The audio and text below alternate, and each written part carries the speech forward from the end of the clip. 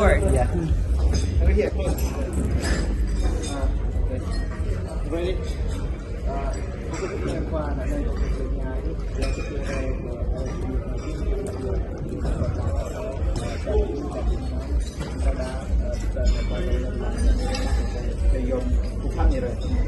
Play job này là tại phải play chat Việt Nam là chat nào nhưng ta cũng không phải thi vậy này mùng này ở đây prem ta có nặng thi vậy đấy này rằng càng thâu của bọn như thì chat đấy là ví dụ là chat để đào ta giờ chúng ta đây này càng nghe càng là to chân về cũng trong bọn này ta càng báo cáo tung đây là chat này thì càng nhiều từ thâu của bọn này chúng ta đây này Good day, look. Thank you. Thank you.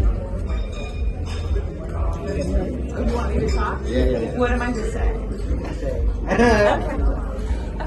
I'm glad to be here at the IRF Summit, International Religious Freedom Summit, here with the members of Dao Boon Klo and one from First Christian.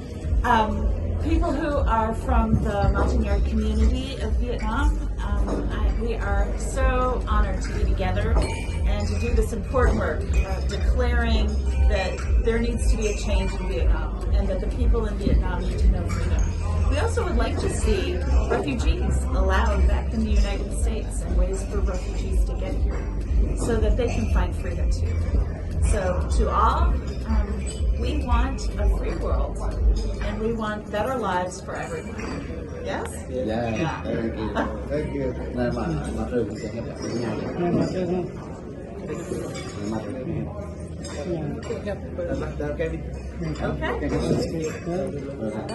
Okay, thank you.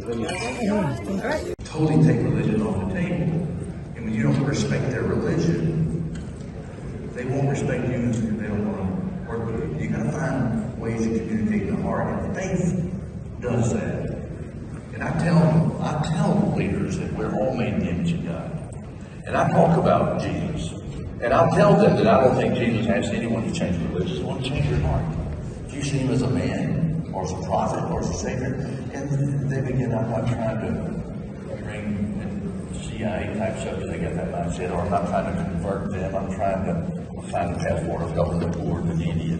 It's remarkable to see the temperature go down. And over time, they begin to see they can trust you and you speak the truth to them.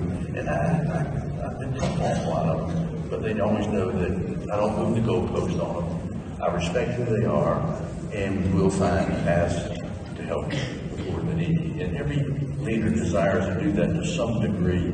And every leader's got a good wolf and a bad wolf, and I'm trying to appeal to that good wolf because this is what will happen with a lot of foreign ministry people. They want to go there and sound good.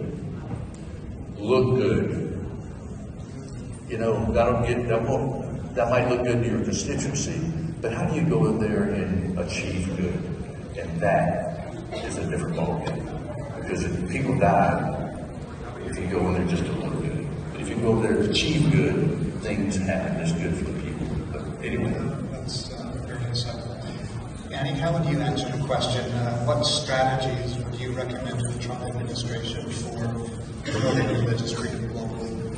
Well, I think we're facing a moment of tremendous challenge, but also tremendous opportunity. So on the challenge side, our data has shown over the last 19 years the number of countries where freedom of religion or belief doesn't exist or is severely restricted has actually grown from 27 to 40. So the situation for believers and non-believers around the world is quite severe. But it's a new administration, it's a new Congress, and so it's an incredible opportunity to reassess policies that can be used to move religious freedom forward.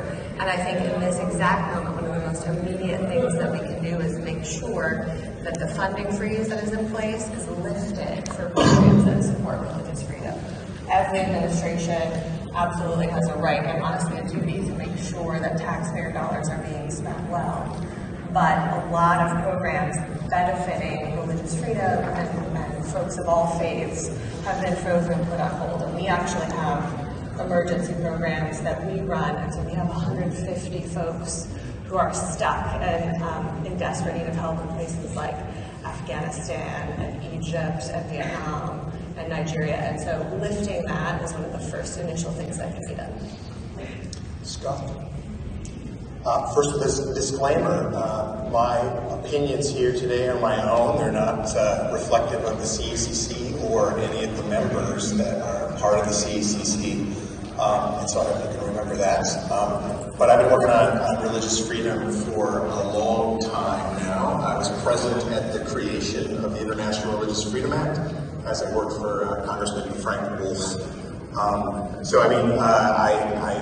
Chris Smith, who I worked for in homage to Frank Wolf, wrote the Frank Wolf International Religious Freedom Act, which I think cleared up some of the issues for the ambassador at large within the State Department, including giving that ambassador a clear reporting to the Secretary of State, giving them an office and a guaranteed staff, but then also trying to put them at the table when there are big foreign policy issues, being discussed.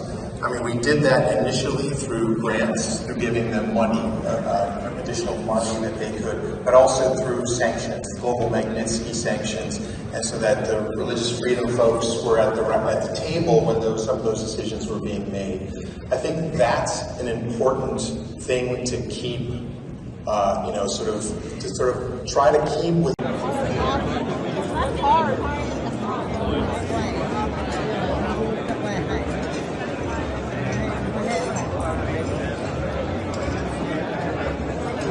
Như là dom hả người dom ai này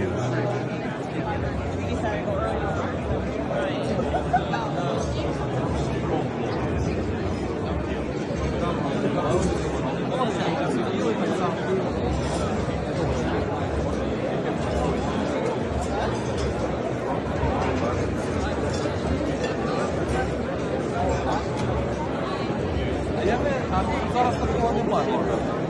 Може і буде.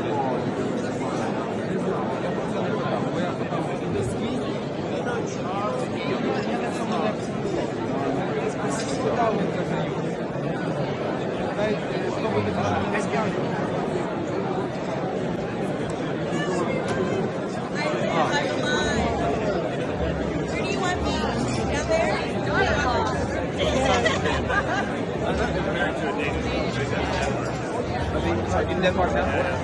You know what? Do you know where? Oh, that's nice.